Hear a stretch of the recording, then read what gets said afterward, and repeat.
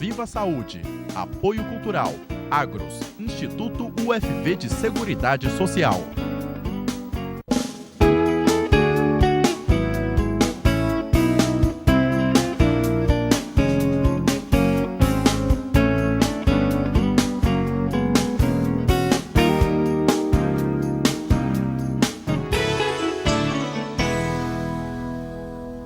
Olá, um casal tenta por anos engravidar e não consegue. Este é um drama cada vez mais comum e que gera grande sofrimento na família que deseja ter filhos.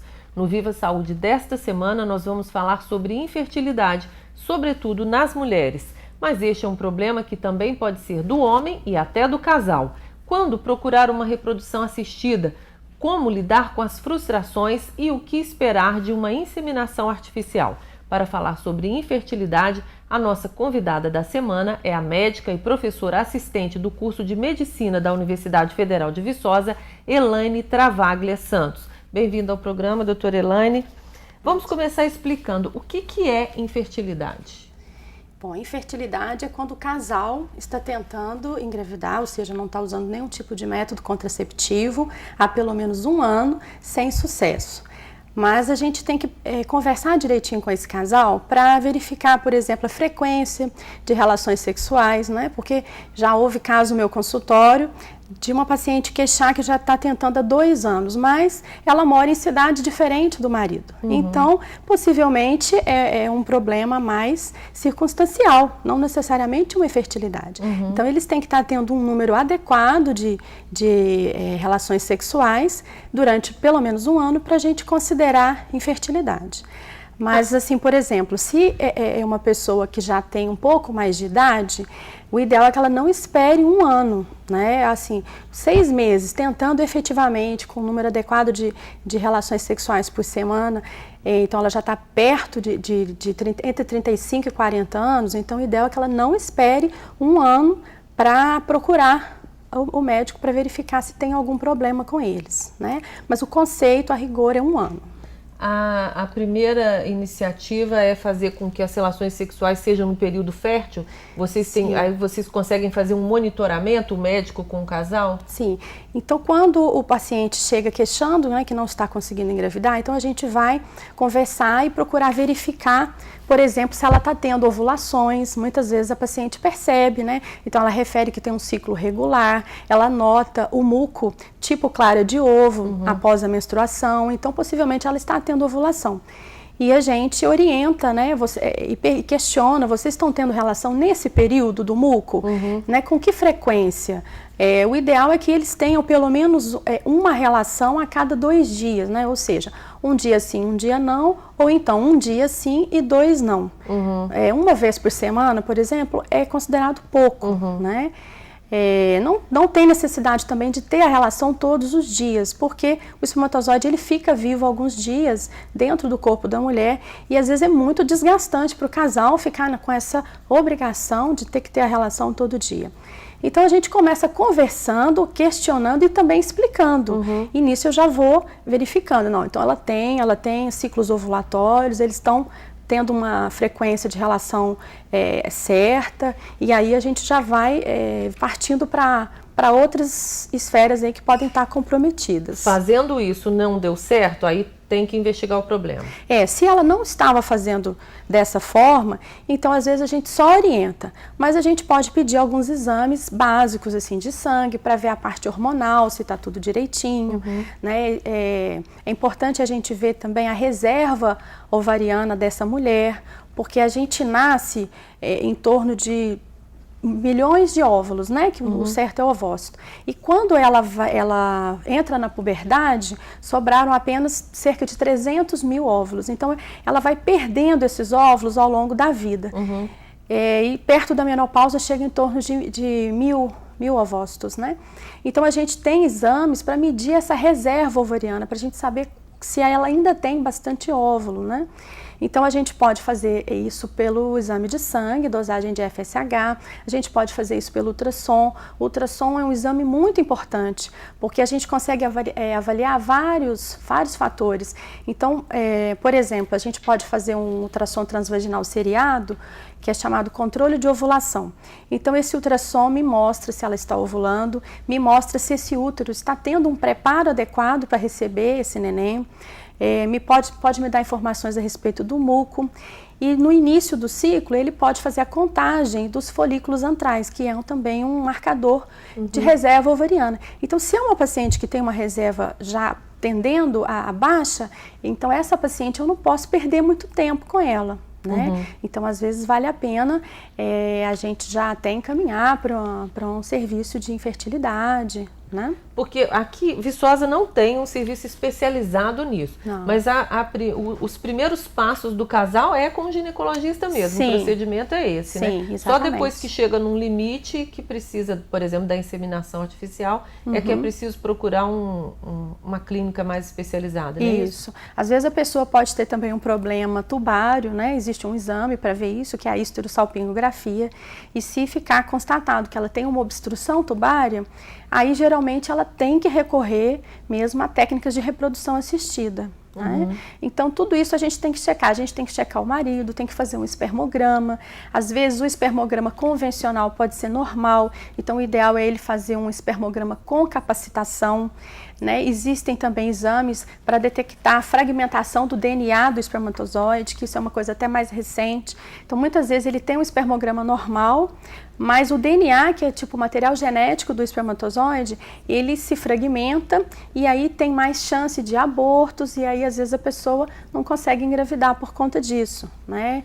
Então hoje em dia o homem também tem que procurar o médico, tem sido prescrito inclusive vitaminas para o homem, vitamina C, vitamina E, ácido fólico, para terem uma função antioxidante, para prevenirem essa fragmentação do DNA do espermatozoide, né? Visando um melhor resultado.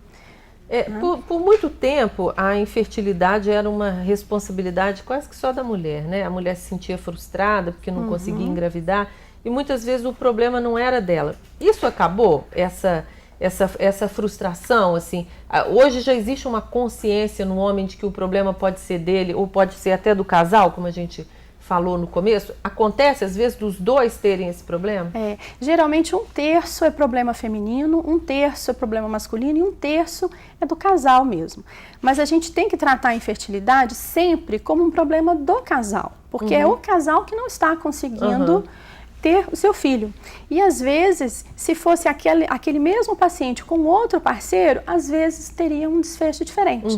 Né? Então a gente sempre trabalha isso que é uma situação do casal e eles têm que enfrentar isso juntos, né? E é importante a participação dos dois na consulta, né? Para as orientações, enfim. Tem que ser os dois. Tem que ser encarado como um problema do casal. Em geral, quando é um problema do casal, o homem tem algum problema orgânico e a mulher também. Aí fica muito difícil? É para desistir ou ainda tem chance? Não, sempre tem chance.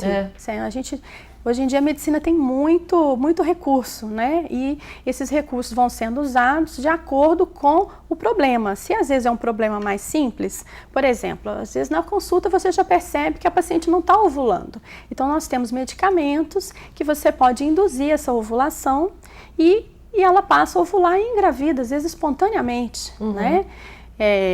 Mas sempre a gente faz uma pesquisa como um todo. Você já detectou que ela tem um problema ovulatório, mas pode ser que além disso exista um outro problema. Então a gente tem que fazer o espermograma do homem, de preferência com capacitação, e uma série de exames da mulher para ver parte hormonal, para ver ovulação, para ver permeabilidade das trompas, para ver o útero, né? Às vezes a pessoa pode ter, por exemplo, um mioma, né, que está intracavitário, ou seja, ele ocupa o lugar do neném e às vezes aquilo ali pode estar dificultando uma gravidez. Se você retirar aquele mioma, possivelmente ela consegue engravidar, né? Então, às vezes ela tem uma malformação uterina. né? Mioma não é uma sentença de que a mulher não vai ter filhos. Não. Nem endometriose. Também não.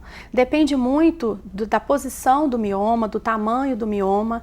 E a mesma coisa a endometriose, depende muito do grau, né? A endometriose, quando ela é moderada ou grave, ela dá mais distorção anatômica. Então, teoricamente, pode existir uma chance menor de gravidez. Você pode explicar o que é endometriose? Endometriose é quando a gente tem as células que deveriam estar dentro do útero, revestindo esse útero por dentro, é quando a gente encontra essas células fora do útero. Então ela pode aparecer no ovário formando cistos, ela pode aparecer disseminada ali pela cavidade peritoneal, então ela pode gerar aderências, né? Ela pode aparecer também numa parte que fica atrás do útero, que a gente chama de septo reto vaginal, seria ali próximo do reto, ela pode aparecer no intestino, então tem várias formas de endometriose.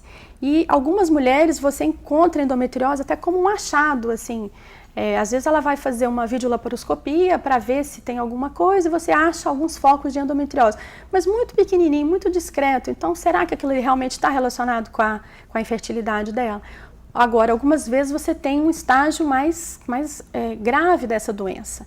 Então, aí você tem várias aderências, você tem obstrução tubária, você tem muita distorção anatômica. Então, nesse caso, possivelmente pode estar relacionado, sim. Né? O que aumenta a infertilidade da mulher? Por exemplo, hoje as mulheres têm filhos cada vez mais tarde. E como elas têm filhos cada vez mais tarde, no período de atividade sexual assim, mais nova, dos 20, 30 anos, ela se previne, toma anticoncepcional e nem percebe. Vai querer ter filho lá com 30 e tantos anos. Esse é um fator de risco? Geralmente elas até atribuem isso à pílula, né? Tomei pílula há muito tempo e não consigo engravidar, mas não tem nada a ver com a pílula. Se ela não tem nenhum problema de base, quando ela para a pílula, o retorno à fertilidade é automático, né? É muito rápido. Mas o que acontece é que a idade é um fator complicador, né? A mulher, ela não produz novos óvulos, ela já nasce com aquela carga, e se ela vai tentar engravidar com 40 anos, o óvulo, que o nome certo é ovócito, né?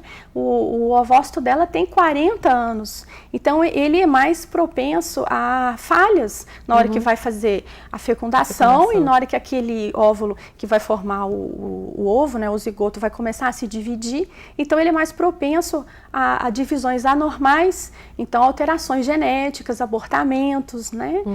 E realmente a mulher tem deixado para engravidar cada vez mais tarde, então ela tem aumentado a frequência de necessidade de técnicas de reprodução assistida, possivelmente por esse fator idade, sim. Né? A gente fala que o ideal seria que a mulher tivesse o seu primeiro filho antes de 30 e o último antes de 35. E muitas vezes ela vai começar a pensar em engravidar já com mais de 35 anos, né? Quando a vida está organizada, exato, quando já tem uma profissão, estiver tudo bem. Mas quando os óvulos já estão mais velhos, né? E tem algumas mulheres que entram na menopausa cedo, né? Em média, 50 anos. Mas tem mulheres que, às vezes, antes de 45, já está com alteração hormonal bastante grave. Às vezes não vai conseguir engravidar nessa época. Tem que pensar nisso antes, né? Tem que pensar nisso antes. O relógio biológico não espera, né? Não espera o trabalho, o dinheiro, nada disso.